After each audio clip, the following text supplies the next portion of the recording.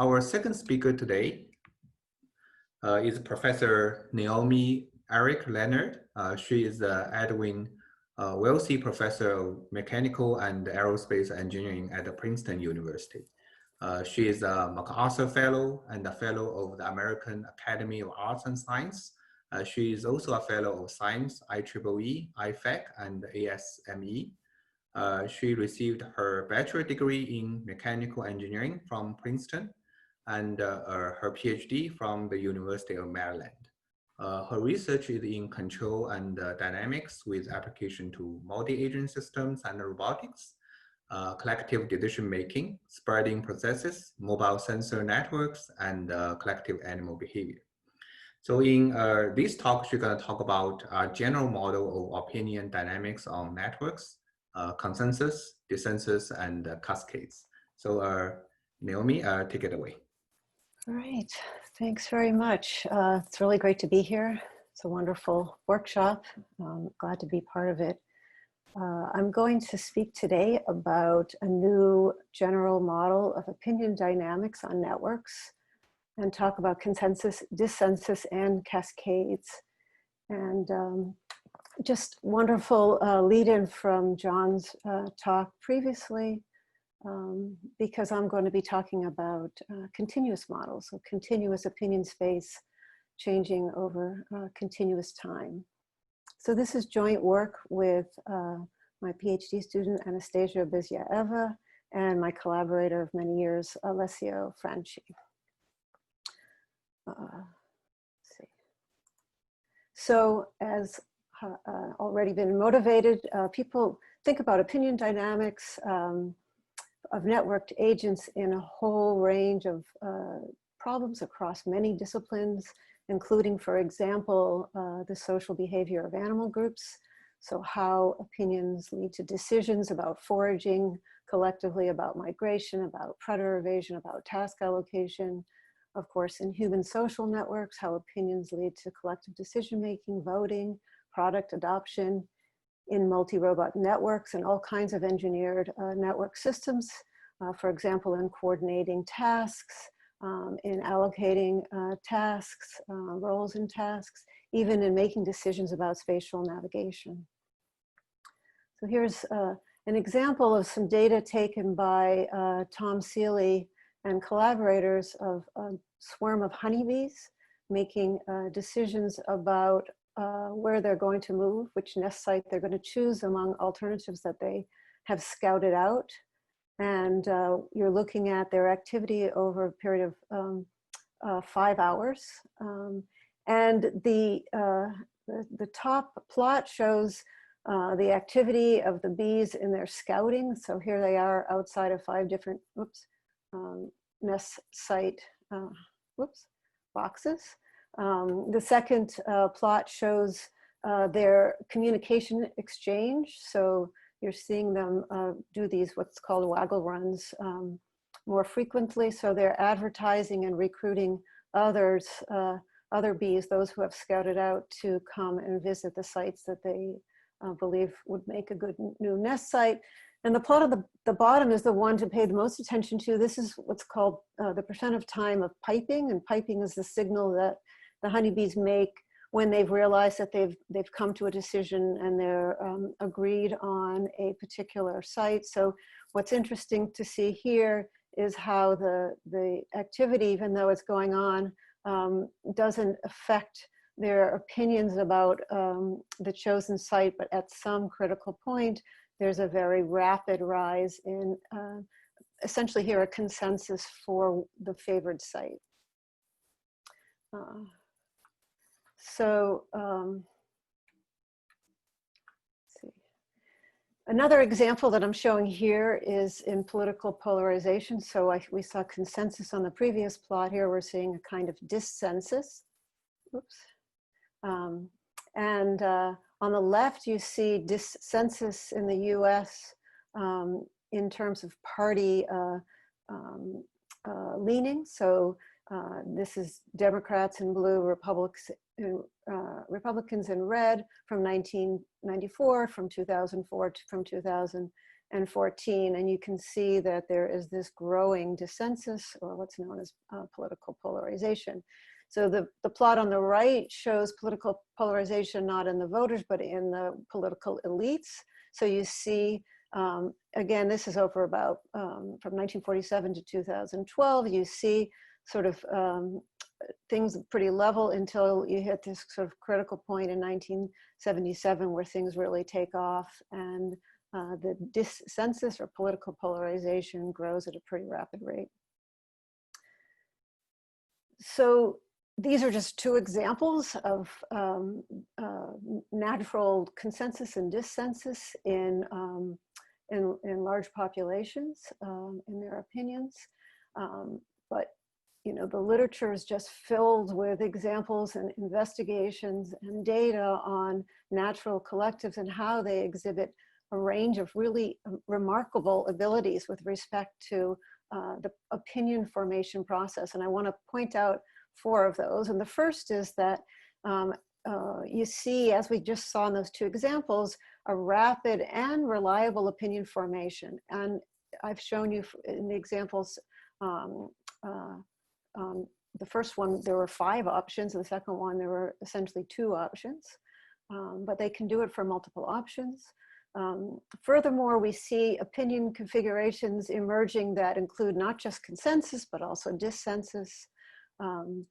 There are studies that show that groups can switch their opinions rapidly between different kinds of configurations.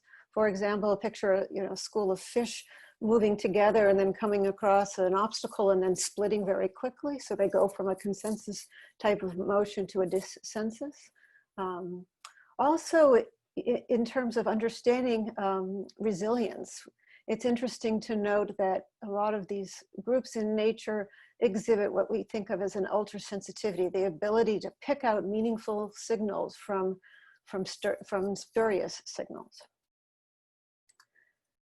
So these are the kinds of things that we're after, and this is a little, obviously, just a sort of a brief look or a small look at the very vast literature on models of opinion dynamics. The first 4 are some of the seminal papers on models that look at averaging rules and scalar opinions. The next grouping are some important papers on what's called the bounded confidence models, where individuals are influenced by like-minded neighbors. And then the last few are nonlinear models that use a saturating function applied to the opinion exchange. So for example, in the Standekar et al. Paper in PNAS, the saturating function came in the form of what they call biased assimilation, which comes out of social psychology. These other papers actually serve as the building blocks, precursors to the model I'm going to describe today. But one thing I want to point out is that most of these models do not actually exhibit the full richness of opinion dynamic behaviors, at least those of which we can observe in nature. For example, dissensus is often tied to some kind of asymmetry or heterogeneity. For example, the balanced, the structural balance that John talked about in the edge weights. However, if you take what we call a model-independent perspective, a model-independent perspective predicts something much more rich than what these models show us. In particular, model-independent theory, which we have explored in a recent paper, which is just about to come out on arXiv. Actually, it's coming out tomorrow, so you can find it if you want to see it now. It's on my homepage.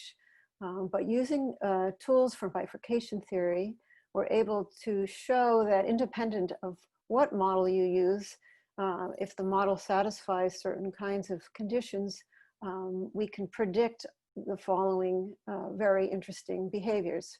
One is the emergence of consensus and dissensus as likely or generic outcomes of opinion dynamics.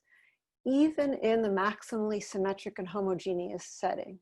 So without having to require heterogeneity like, for example, structural bounds.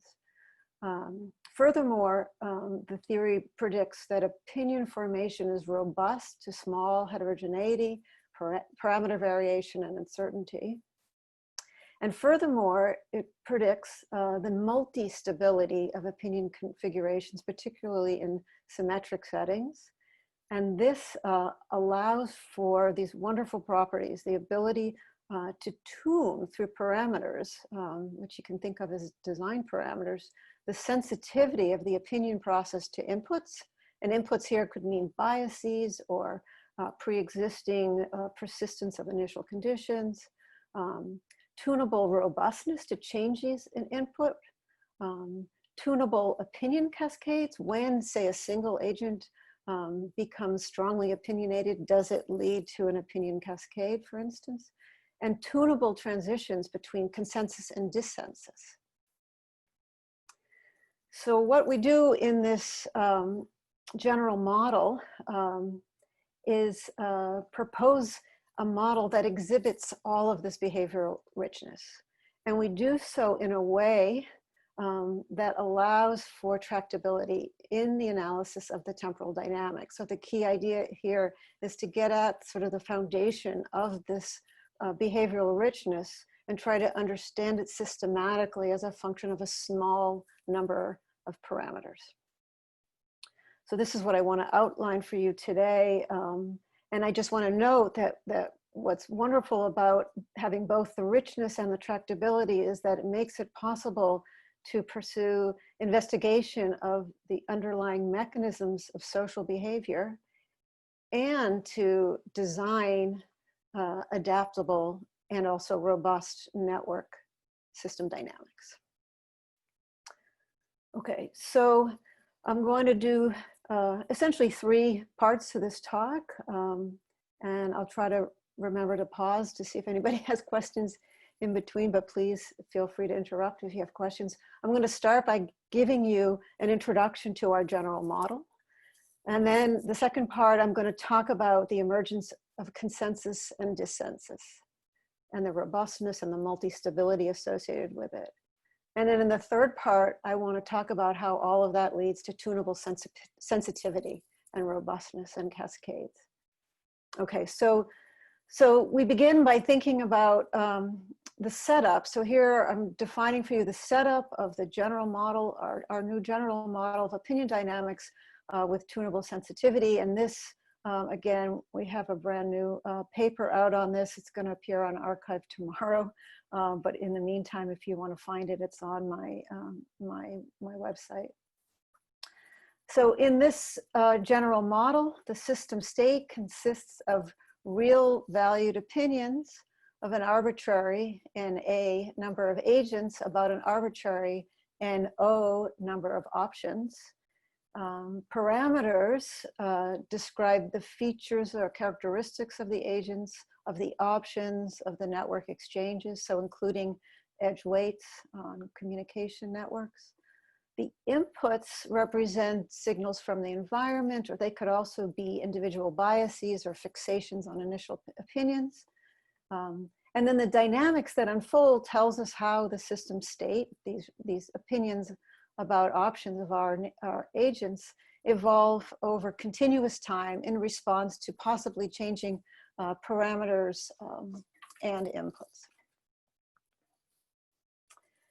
Okay, so let's just define the variables, the notation that we use for opinions.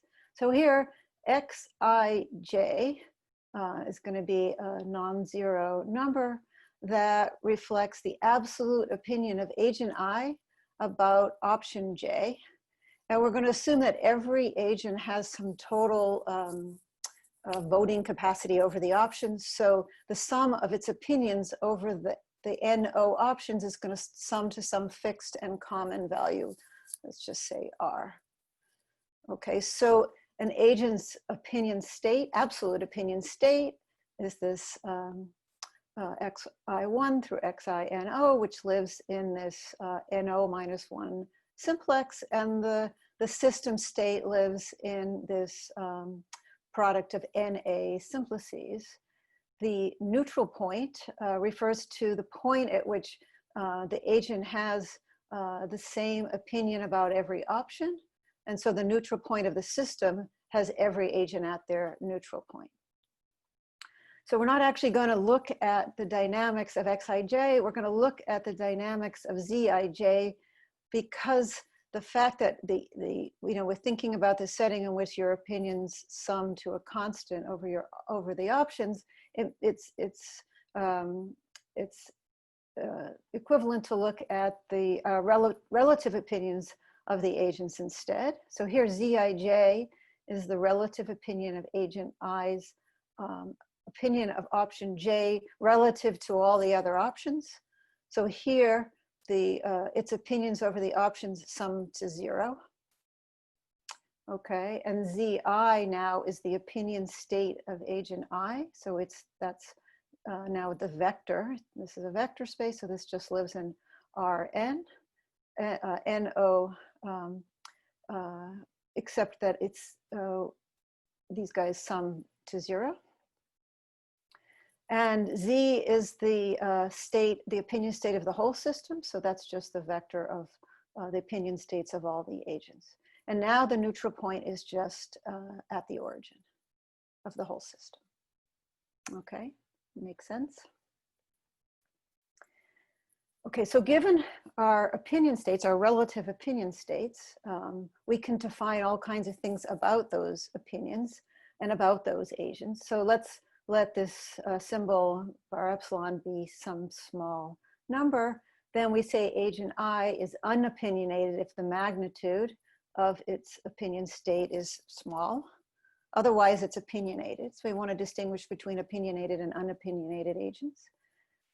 So suppose it's opinionated and its opinion of option J is greater by this margin than all of the other opinions, then we say it favors option J. Otherwise, if it's opinionated and there's one option that's better than option J, we say it disfavors option J. Agent I can often also be conflicted among a set of options if it has near, equal, and favorable opinions about all the options in this set relative to the options not in the set. And then we can say two agents agree if they both are opinionated and have the same qualitative opinion state, favoring or disfavoring, or even conflicted. They can agree on being conflicted. And then we say two agents disagree if they have differing qualitative opinion states. And so if all agents are opinionated and they agree, then the group is in an agreement state. And if the group is in agreement and those opinion states are relatively close to one another, then we call it a consensus state. If at least one pair of agents disagrees, then we say the group is in a disagreement state. And if the group is in disagreement and the average agent is unopinionated, then the group is in a dissensus state. Okay, I'll illustrate this in a sec. The final state is an unopinionated state, and that's just if every agent is unopinionated. Okay, so let's see just sort of illustration of what this means. So I'm going to show you, or actually I won't show you, but one can prove that our model of relative opinions is well behaved in the sense that the space V, the state space, is forward invariant over our dynamics and the solutions are bounded. So we can always map back to the simplex. So I'm showing you these dissensus and consensus states, these examples back on the consensus, on the simplex. So here is an example of what we call uniform dissensus. So I think there's something like 17 agents in this little simulation, but what emerges here from these initial conditions is that some cluster of them favor option 3, some favor option 1, and some favor option 2. So we have this balancing out, and in fact, the average agent is somewhere close to neutral. So that's what we mean by satisfying this condition of being in a dissensus state. We can also have what we call moderate extremist dissensus. So here we have a small group that's strongly in favor of option 2, and then a larger group, these are our moderates, that reject option 2. They happen to be conflicted about the other 2 options. So that's another dissensus state. And again, the average agent is close to being unopinionated. And here, of course, is the consensus state. All of the agents choose option or are strongly in favor of option 2. Okay, so we can also note that our opinion state space decomposes as what we call the multi-option consensus space plus the multi-option dissensus space. So the multi-option consensus space is a set of all these opinion state vectors when they're equal. Okay, so they're all exactly equal. Everybody has exactly the same opinion when they're on the consensus space itself. Whoops. And when they're on the dissensus space, the sum of their opinions is equal to 0. Again, so the average agent is exactly unopinionated, has 0, is precisely neutral. Okay. Okay, so given those definitions, I can now introduce to you our general model of opinion dynamics. So here it is. It's not overly complicated, but let me explain it carefully. So for every agent 1 through NA, and every option J, I through 1 through NA, and every option J 1 through NO, we write down the dynamics, DDT, of Zij. Remember, that's the opinion, relative opinion of agent I about option J. And we write it as this function. This is the drift term, but we subtract off the average of the drift terms over the options, because again, this is a relative opinion about option J relative to the other options. So we have to subtract this off to make sure that is consistent. Okay, so here's the interesting part. This is Fij, essentially the vector field for our opinion of agent I about option J, and it has 3 key terms. The first term is an inertia term, the second term is our social influence term, and the third term is an input. Okay, so if you look at this social, the inertia term, right, this essentially just drives, if everything else is 0, it just drives the system. So here Dij is a positive number, it just drives the opinion to the neutral point. So the larger the Dij, the more resistance the agent has to forming an opinion. Okay, and so the social influence then is it's got a lot of stuff inside here. So this is essentially looking at a function of a weighted sum of all the opinions of all the agents about all the options with these weights attached to them. So this matrix A, which consists of all of these, all of these A, K, J, L, encodes what opinions of what agents are influencing what other opinions of what other agents. So in particular, A, I, J, K, A, K, J, L is the influence of agent K's opinion of L on agent I's opinion of J. Okay, that makes sense. So we're always going to use I's and K's for agents and J's and L's for options. And if this weight is positive, it's excitatory. And if it's negative, it's inhibitory, or you can say antagonistic. Okay, so here I have, this sum has everything to do with the same options. So an agent can influence another option, another agent, the same option. And so we're summing all of these, and then we're passing it through a saturation function. So this is some kind of generic sigmoidal saturation function, right? So I wanted to point out that other than these saturation functions, this whole system would be linear. So we're getting all this richness that I'm going to show you merely by introducing these saturation functions, which of course are well motivated, that we see all over the place in biology and physics and artificial neural networks. and even in social psychology. Okay, so we have these sums of all these weighted opinions of all the agents passing through. In principle, they could be two different saturating functions. So this essentially means that, you know, there's this influence, but we're just capping it off at some positive number, and we're capping it off at some negative number. You can only, you know, influence me so much in either direction. Okay, so then the last interesting factor here in this social influence term, and this is an important one, is this coefficient in front, which we're going to think of as a non-negative coefficient reflecting your attention. Okay, so when it's small, you're not really paying attention to the social influence. So attention could also mean like time or urgency, like the beginning of the election cycle, you're not paying much attention. As the date towards the election gets closer, this thing is going to grow. Or it could be something like a spatial urgency, like I'm moving towards an obstacle. When I'm far away, I don't really care. When I get really close, I need to make a decision whether I'm going to go right or left. It could be some kind of excitation, something about something that I read has got me interested in, you know, one candidate. So, you know, I'm starting to pay attention.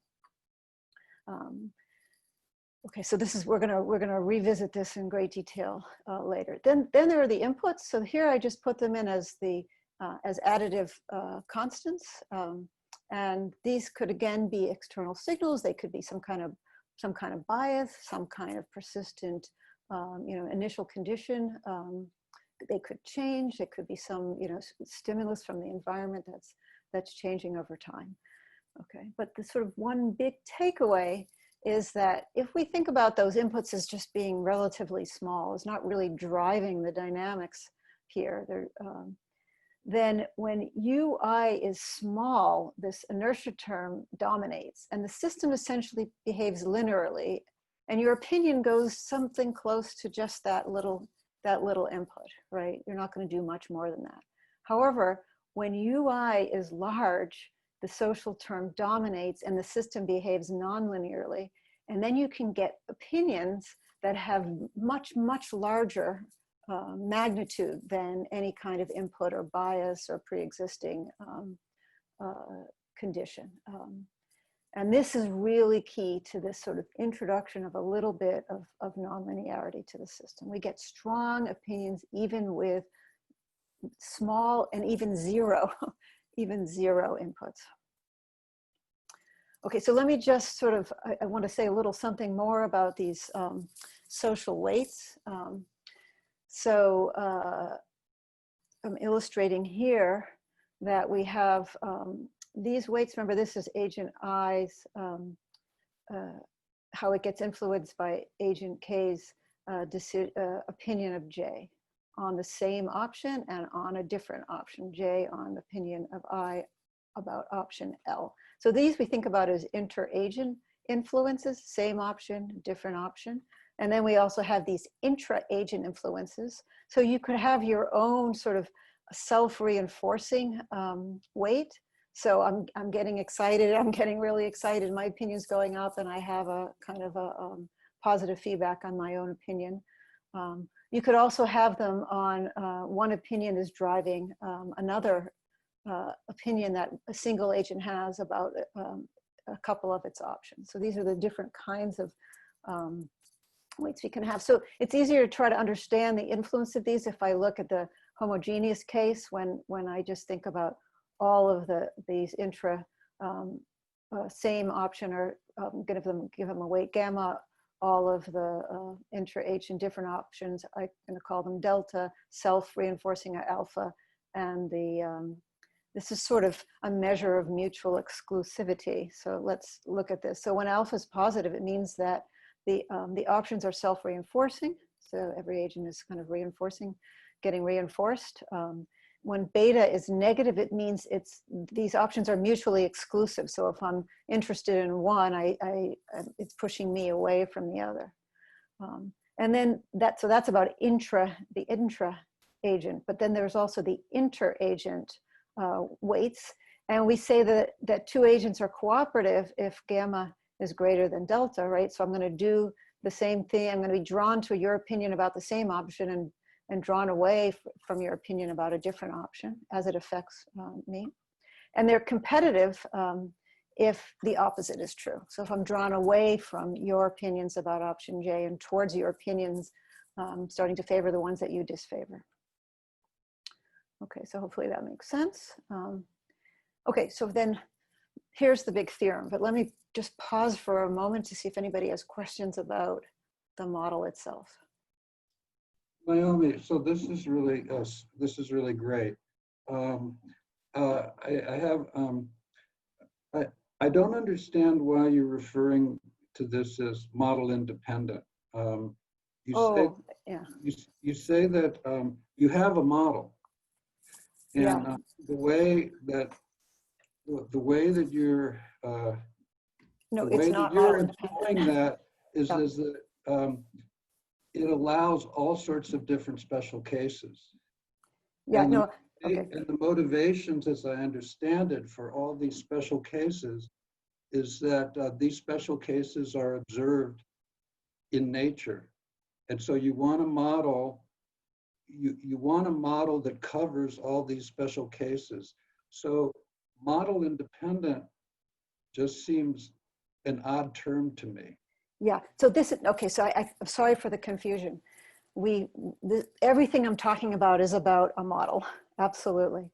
The point, I had tried to make the point that we have developed a model independent theory, independent of this particular model, that says that these behaviors should exist, right? It predicts the possibility of a model. So you're absolutely right. What we've done here is to design a general model that realizes the richness that's predicted in the model independent setting. All the model independent setting does is it says, if your model satisfies certain kinds of invariances, you should expect to see these kinds of behaviors, right? It actually gives you much more than that. It gives you hints as to how to construct a model that would realize it. And so we took those hints. And so this talk is you're absolutely right. This is all about a particular model that has enough flexibility to realize everything that the model independent theory, which I'm not really talking about today, predicts. Is that a little clearer? That's really great. I'm very happy that I understood it correctly. I think it's really exciting. Thanks. Thank you, Noah. Okay. So question. Oh, yeah. In your model, you had two functions, S1 and S2, so there could be some general nonlinear functions. They're saturation functions. Oh, they're saturation functions. Okay. They're all sigmoids, yeah. And they could, we keep it as general as possible. They could be the same one. It doesn't have to be different ones, but to make the most general statement of the model, S1 and S2 could be something else. I guess what I was driving towards was typically people assume linear models. I mean, for example, a special case would just have one scalar, for example, then averaging is one way to do it, like in John's talk or the Friedkin Johnson. So here you would see a lot more types of behavior than just convergence to a consensus. So I was curious whether in social networks you see limit cycles. I mean, there must be that's a great question. Yeah, that's a really great question. Yeah. So two things. One is I'm going to show you shortly how this model specializes to just like the linear consensus model. Some people call it the Altafini model, where you have a signed network and you look at structural balance and you can show bipartite consensus. I'm going to show how that, how it specializes to these models, but the little bit of nonlinearity allows us to do things like get that kind of what they call bipartite consensus, which is really a dissensus without structural balance. We can get it from a completely homogeneous, all-to-all symmetric, but your second part of your question is absolutely true. So I'm not going to talk about it today, but there are absolutely parameter regimes where you can get limit cycles, and it's really beautiful. So you can think about, some kind of like cyclic, even like passing through a cyclic exploration of opinion space and then moving on to something once you've had that experience? Yeah, that's a great question. Thank you. Thank you. Okay, so here's the sort of my first big result I'm going to show you. Naomi, Oh, yeah. there's also another question in the chat. Oh, okay. So I can read that to you. So what the properties or opinions that we might want to be preserved in this, stay preserved in this model? For example, we might want opinions to be transitive over the opinions. If we have a high opinions A relative to B and a high opinions B relative to C, there should be a transitive relation that says I also have a high opinion A relative to C. So basically, whether these like relation between opinions will be preserved under the dynamics you proposed. I guess that's my understanding of the question. Yeah. I mean, it's presumably, so these are all relative position, relative opinions. Yeah, I mean, presumably, I mean, we haven't actually looked at that. But you could imagine, I mean, as I'll show you shortly, with the sort of parameters that we introduce, you can understand how all kinds of behaviors are tuned. So I think that might fall out of what I'm going to show you ultimately. But that's a great question and something to think about. Okay, so let me give you this first theorem about consensus and dissensus. It essentially says, okay, I'm making a whole bunch of kind of homogeneity assumptions. Let's just assume everybody has the same inertia, for example. For the moment, let's assume everybody has the same attention, the same self-reinforcing, and these are the intra-agent weights. Then I'm going to let these are the inter-agents. So this is just these A tildes are just like your standard adjacency matrix for inter-agent exchanges. I'm going to just assume that these AIK tildes are just either zeros or ones and assign these strengths to them. So these can be positive or negative. They can be real numbers. Okay. So then we have this result that if you look at the, it's all sort of about the Jacobian of the general model evaluated at the neutral point. So this is a story about bifurcations. Bifurcating off of the neutral point. So it's a, essentially a local story, what happens nearby the neutral point. And it basically says that we can understand this notion of a steady state bifurcation occurring along the consensus space. And it's the case when the kernel of the Jacobian is equal to WC, which is, remember, our statement of consensus space. For U equal to UC, and what we can show that is if each node in the directed or undirected graph generated by this adjacency matrix has in degree K. Okay, so this is for, in this case, regular graphs, we get UC expressed. So this is this critical point after which, so if U is above UC, we're going to get solutions on the consensus space breaking away from neutral. And it's a function of your inertia of alpha minus beta. Those are those weights, gamma minus delta, the other weights, and your in degree. In just a connected undirected graph, we have another expression where lambda max is the greatest eigenvalue of A tilde. Likewise, we get dissensus as a steady state bifurcation. So these are steady state solutions that as I increase U from below and then above this critical value, this, remember, it's a tension.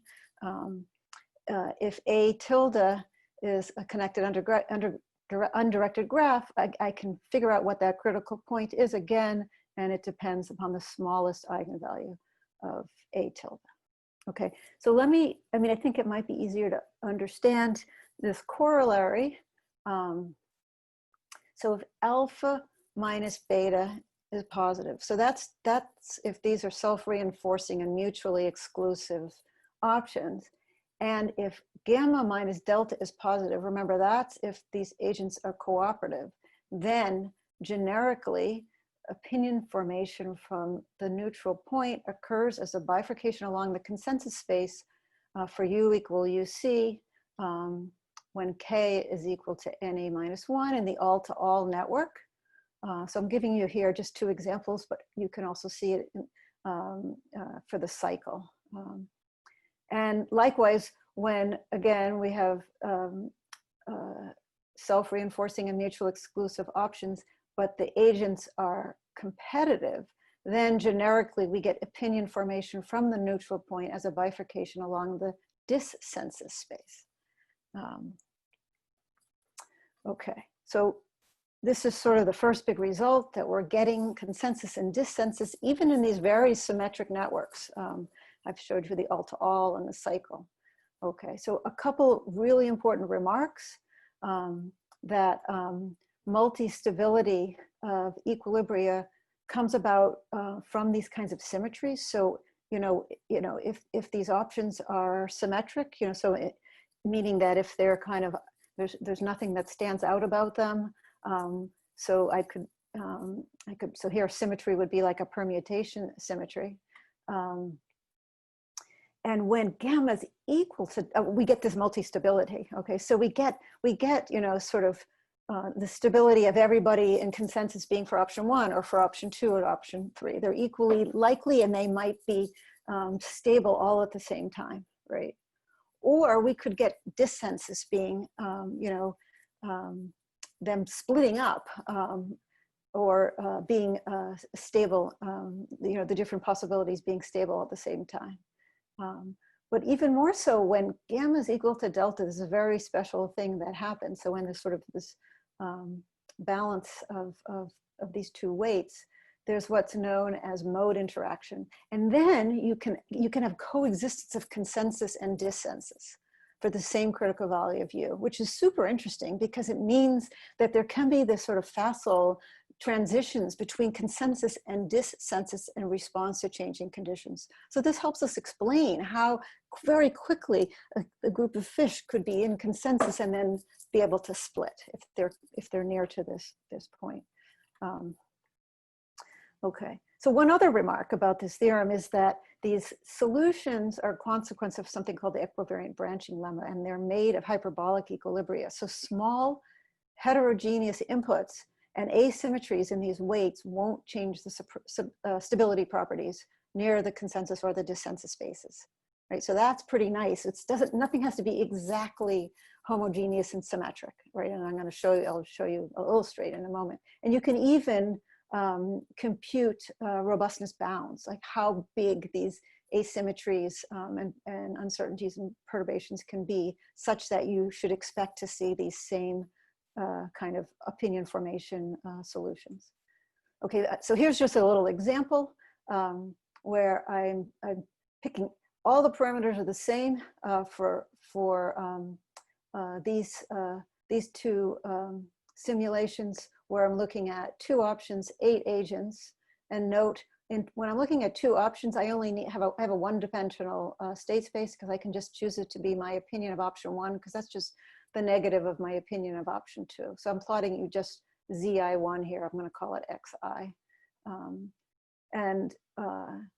So same initial random initial conditions, all the parameters, including the weights. This is an all-to-all network. Just happens to be the one I'm showing you here. But the weights are all a little bit different from 1.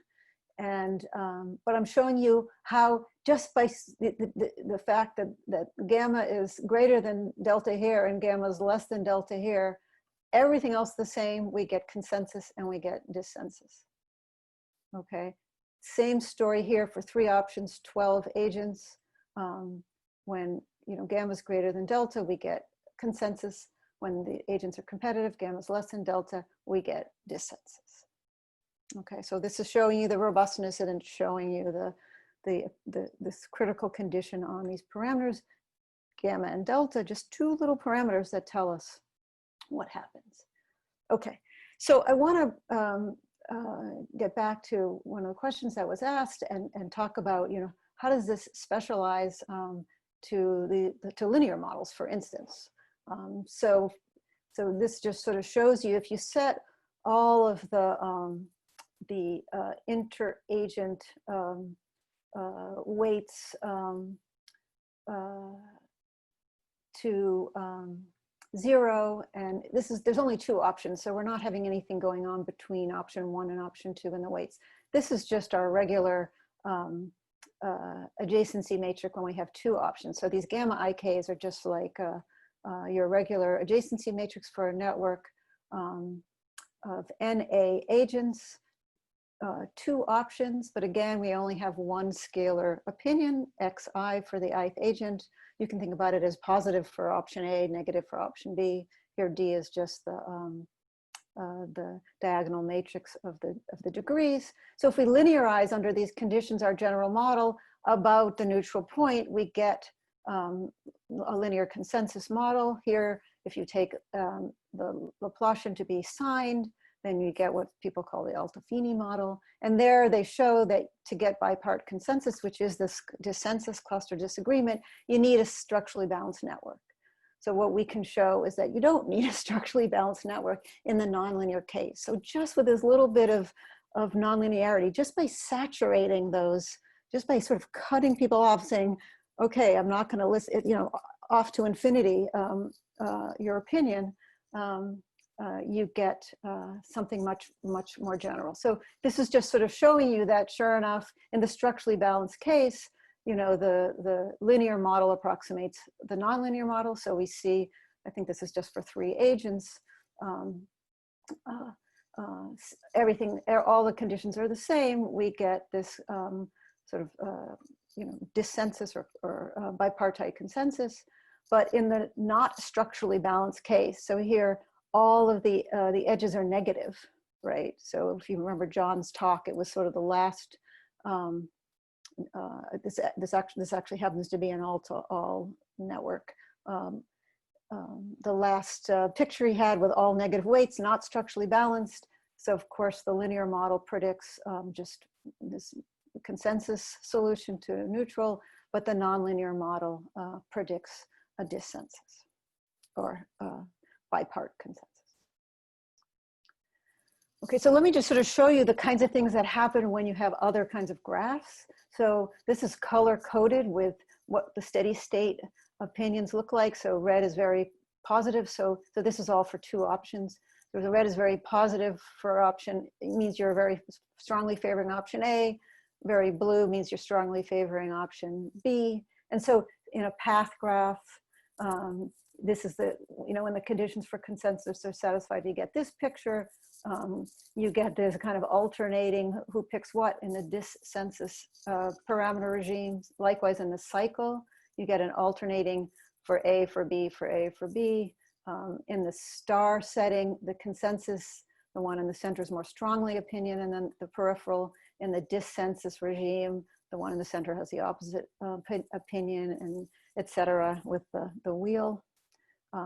Here's another interesting example, and it motivates my next discussion, because now, in all those previous simulations, I didn't really have any, I had sort of negligible input. It was close to 0. I wasn't thinking about biases or inputs. But what if on this network, just say one individual has a strong bias or some strong input?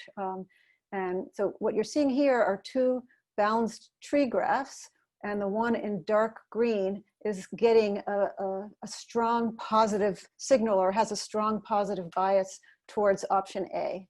Okay, and so we're looking at what happens. So this color coding, the green and the purple, so this is for, green is for A, purple is for blue.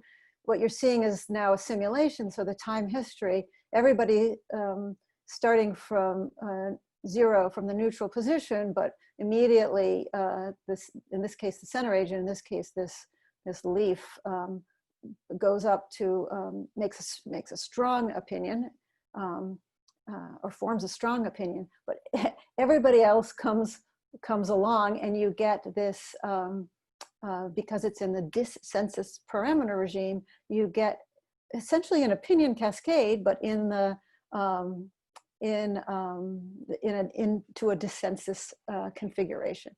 And the network structure tells you something about who's going to go in which directions, even with 0, or, I mean, they might even go in the, if they have a positive, small positive, they might end up going to the negative because they get pulled along through these interconnected dynamics. I mean, here's another little simulation that my student Charlotte just made. I just wanted you to see like an application. This is looking overhead at 2 robots that are moving down a hallway. So they're the red and the blue moving triangles, and the black is just some object, or could be a person walking towards it. The dynamics, you know, they're sort of horizontal dynamics are their opinion dynamics, right? They're, you know, positive to the right, negative to the left. And the vertical dynamics is their forward motion. So you can think about that as, I mean, we design it here, we're designing the forward dynamics, but the forward dynamics it's our attention parameter, and it's showing up in the opinion dynamics as that attention parameter. So as it becomes more urgent, the decision gets made. So it becomes more urgent as the object gets closer. And you can see in the cooperative on the left, they stick together, and they do what they have to do so that they avoid without splitting apart. On the other, on the right, you see a case where they stick together at first just because it's, you know, they probably have a slight bias to go to the right, sort of the norm in the US to walk down the hall on the right. But because they have this sort of competitive term, they don't bother sticking together, and they split because it turns out to be easier. Okay, so that motivates the third part of my, third and final part of my talk. And that is what we refer to as this amazing capability of groups and opinion dynamics to exhibit sensitivity to input. So this is all a consequence of the multi-stability of the opinion formation process. So these great features are ultra sensitivity to input, right? Picking off, you know, something even very small, especially when you're near that sort of critical value of your attention. Robustness to changes in input. So once you've kind of formed your opinion and something changes, you want to be able to, in essence, tune whether you're going to respond to it, whether it's something real or whether it's something spurious and you should reject it as a disturbance. Opinion cascades and coexistence of consensus dynamic and dissenses, right? So these are consequences of multi-stability, and what we do is introduce, I mean, we want this to be sort of self-contained dynamic, so we design dynamic feedback, very simple. I mean, this could be, it's really motivated from sort of the gating variables in neuronal networks and artificial networks, this idea that parameters themselves can change in feedback as they are responding to signals in the environment, not just the terms like xi minus xj. So with dynamic feedback on parameters, and as I'll show you this, the opinion process can sort of take advantage of all these nice consequences. It can reliably amplify arbitrarily small inputs. It can reject small changes in input as unwanted disturbance. It can facilitate a cascade even if only one agent gets in an input, and it can enable easy transitions between consensus and dissensus. And what's really wonderful is that you know, if you design simple dynamics, then you can, and what we do is sort out just a couple of the parameters in these feedbacks that determine what you can think of as implicit thresholds. And so they're tunable, like how large an input do I want to amplify versus ignore? How large a change do I want to accept versus reject? Okay, so I want to show you these dynamics. Again, these are motivated by neuronal gating mechanisms in biology and in artificial neural networks. And so what I'm showing you here is now, we're going to do this for the attention parameter UI. So this is DDT, so rate of change. I'm designing dynamics now for how attention changes, right? So here's just a time scale. And so it could be whatever you want. We just have a damping term. So this is like a leaky accumulator model for those who are used to it, or like a low pass filter for those who are used to that language. So then again, we pass it through a sigmoidal function, but what we pass through is sort of a measure of the strength of the opinions of others, but we can introduce, if we want, a new adjacency matrix. So this could be the old adjacency matrix, or this could be an adjacency matrix associated with the attention parameter. So maybe I don't want to pay attention to your opinion, but I only pay attention to your opinion in the context of whether I'm going to get excited. So I look at you and you have this strong opinion. It doesn't draw me to your opinion necessarily, but it makes me excited to then go back and say, okay, I gotta decide, or I'm getting more excited about this decision-making process. So think about A bar as the attention network adjacency matrix. Here's the expression for this sigmoidal function. And it has three key parameters. G defines the slope of the sigmoid.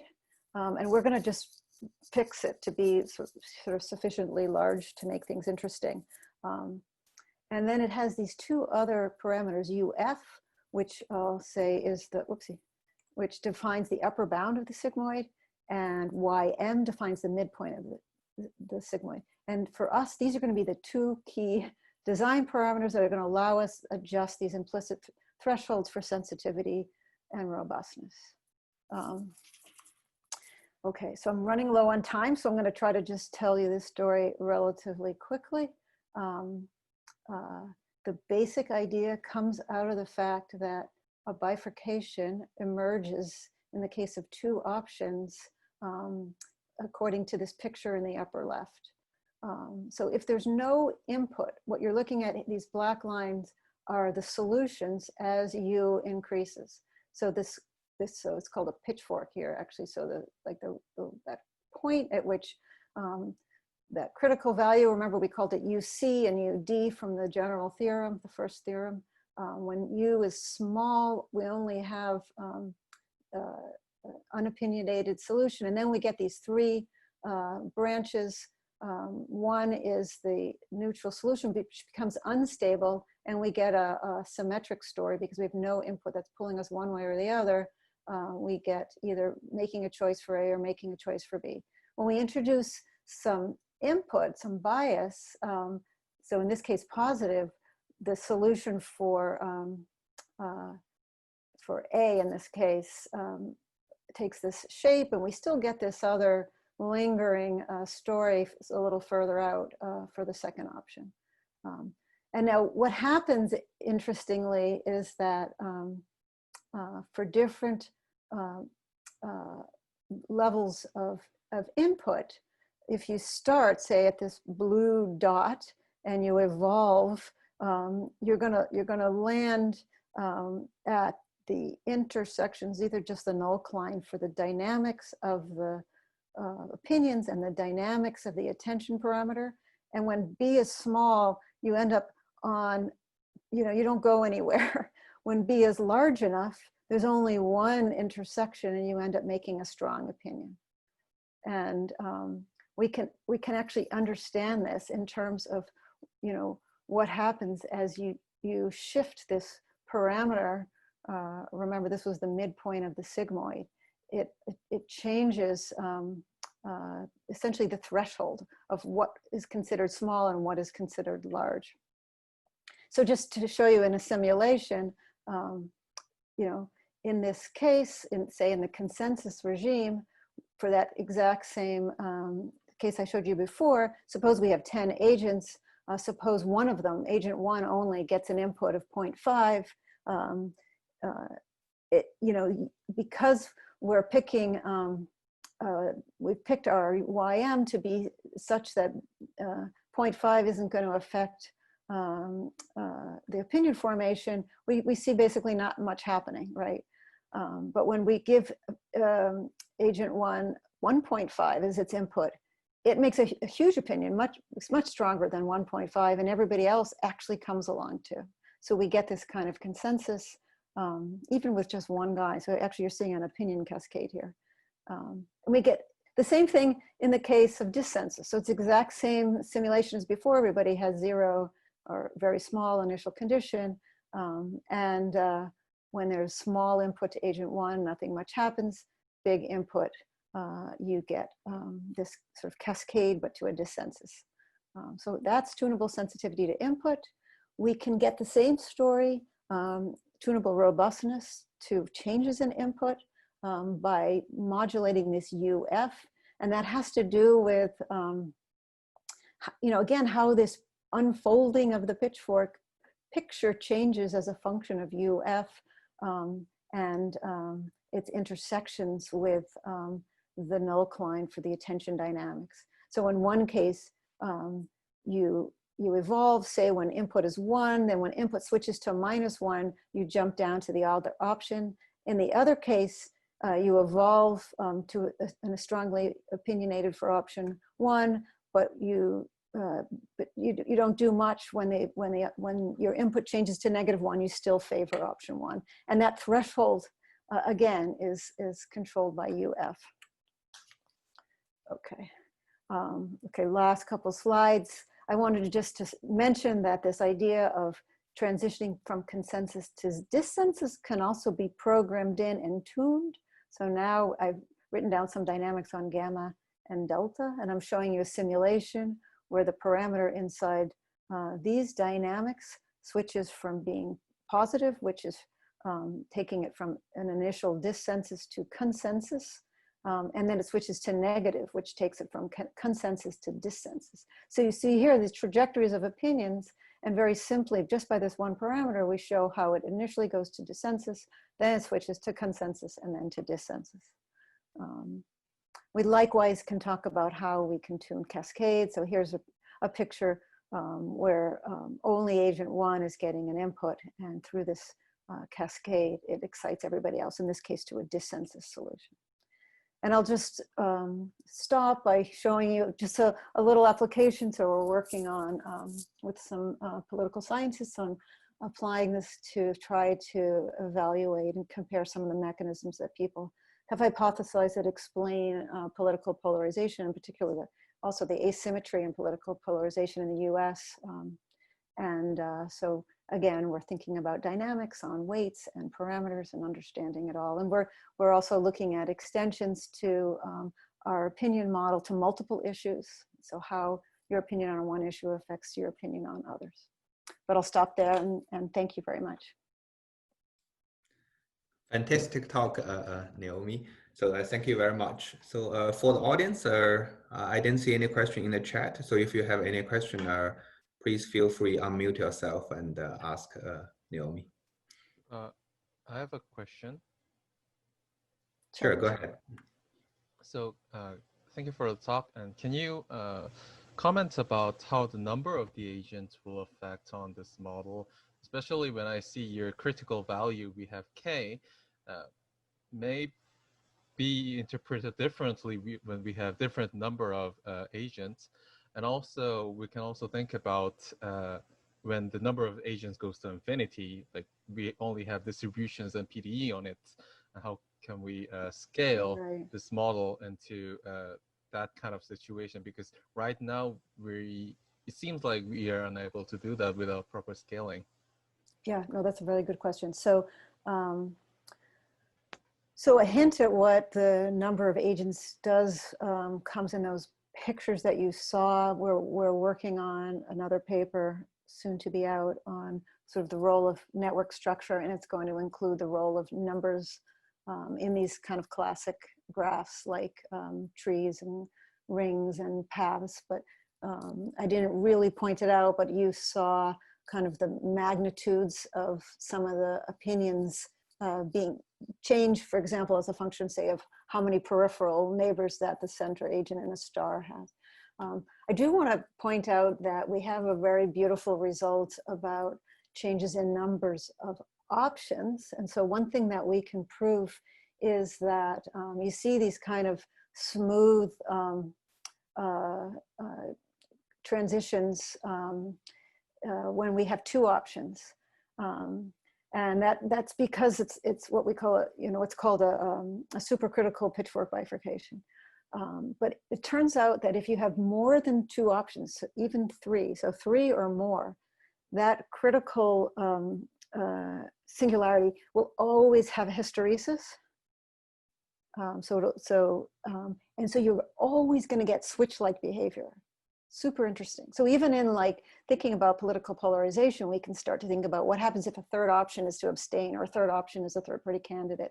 It may be that, it affects both the speed of these cascades. You get, they're switch-like, but it could also play into, the sort of sensitivities and robustness, of the story. So you didn't ask the question about options, but that's something also to consider. It's also a great question to wonder, what happens when we take numbers to infinity and how we think about, like distributions. That's a great question. Yeah, so we haven't started to think about that yet. Thank you.